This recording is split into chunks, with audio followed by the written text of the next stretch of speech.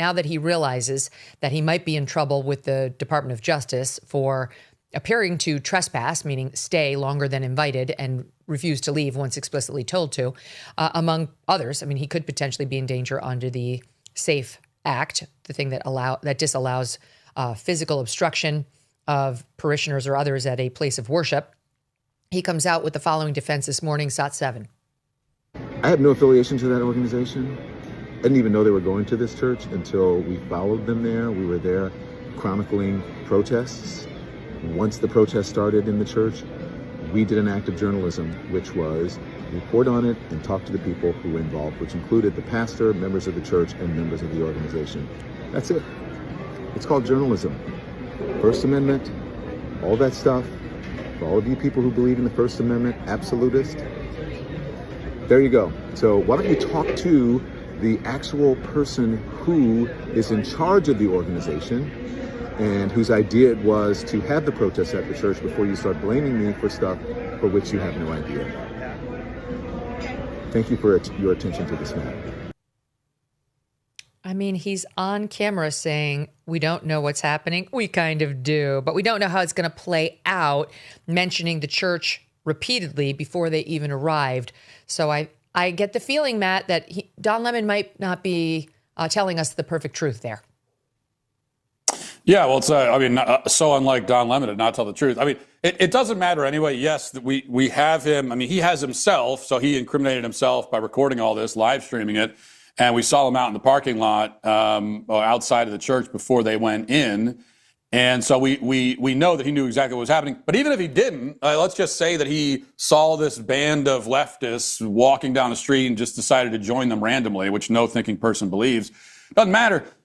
Once you see them going into the church to disrupt church services and commit a federal crime, actually commit probably a whole host of crimes, federal and state crimes. But once you see them doing that, that's where, if you don't want to also commit the crime, you would just, take a left turn and go do something else with your time. He decided to follow them in and participate in that.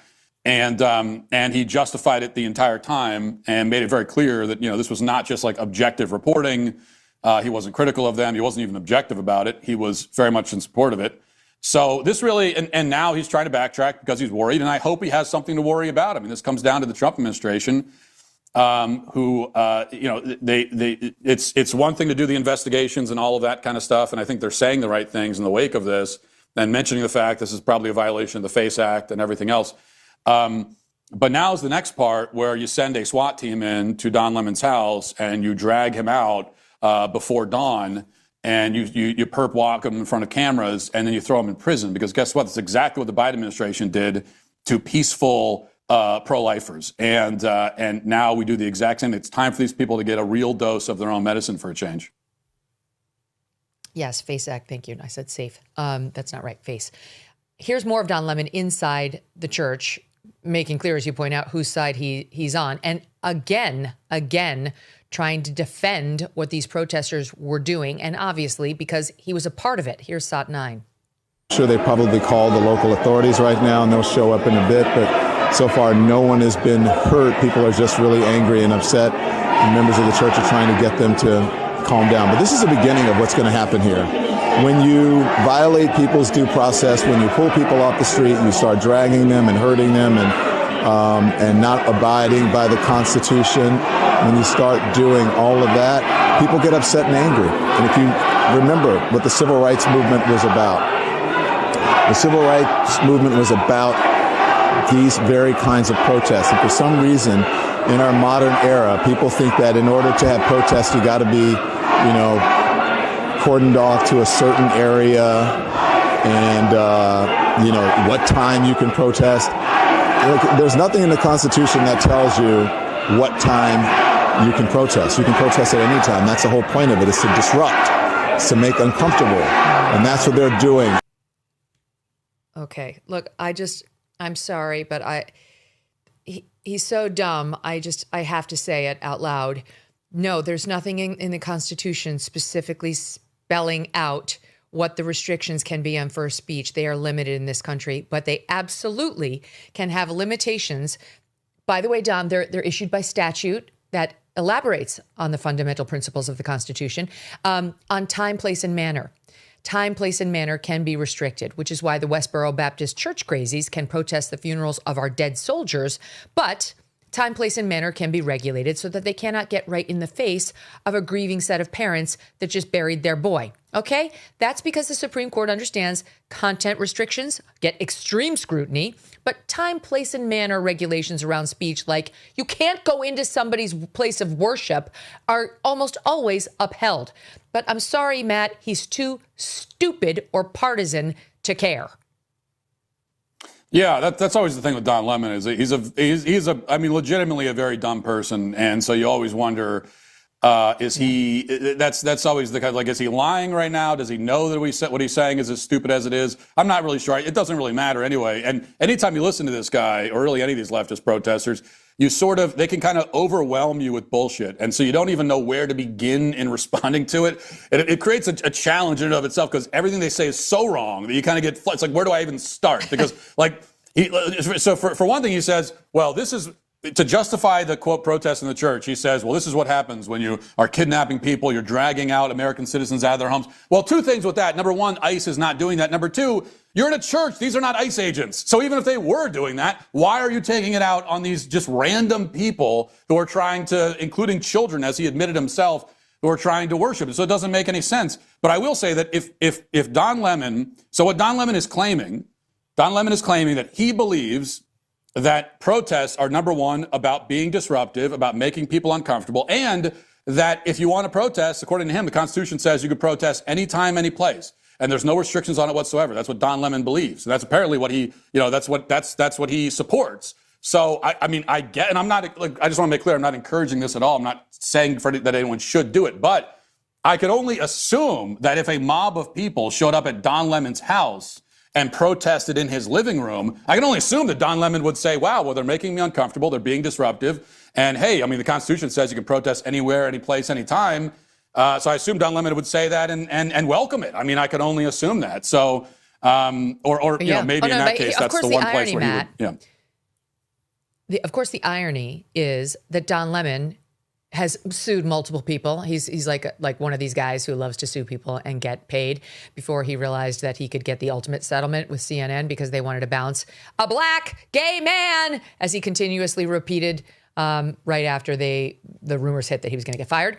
In any event, now he's got some money, right? He was suing Elon because Elon didn't want to continue paying for his show on X because he attacked Elon as soon as he got there and showed that he wasn't a real journalist. In any event, now he's got some money. So Don Lemon, I guarantee you, he lives in New York with his so-called husband, who I'm sure they live in some high-rise building with tons of security and doormen and tons of layers between them and the outside world. So no one's breaking into any place Don Lemon goes and harassing him. He's got lots of walls between him and any security threat, unlike this little boy that we're going to put on the screen, who's just sitting there trying to worship, and because of Don Lemon and his friends, got traumatized to the point where you can see the anguish on his face. He's getting hugged by a family member. There's another woman next to him with her hand on his back. You can tell he's upset. This is 4 months after the Minneapolis Catholic or Christian school was shot up, where little kids may still have some trauma, Matt, with a bunch of strangers walking into what's supposed to be a safe place for them and screaming in their faces.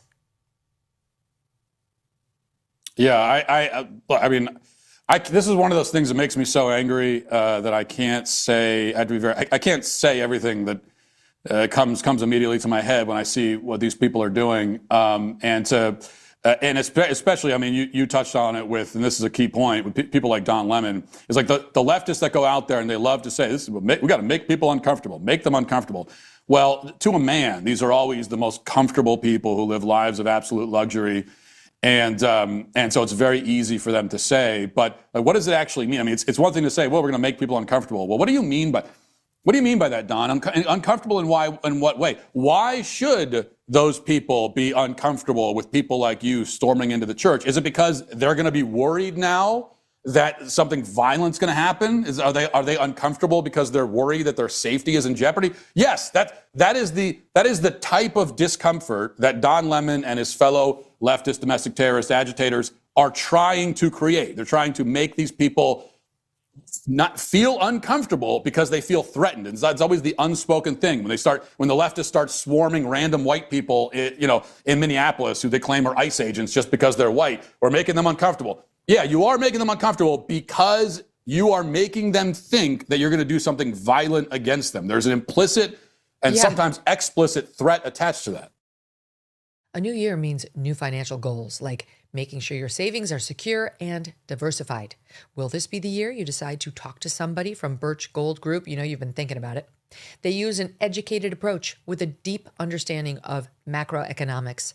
There are forces pushing the dollar lower right now and gold higher, which is why they believe every American should own physical gold.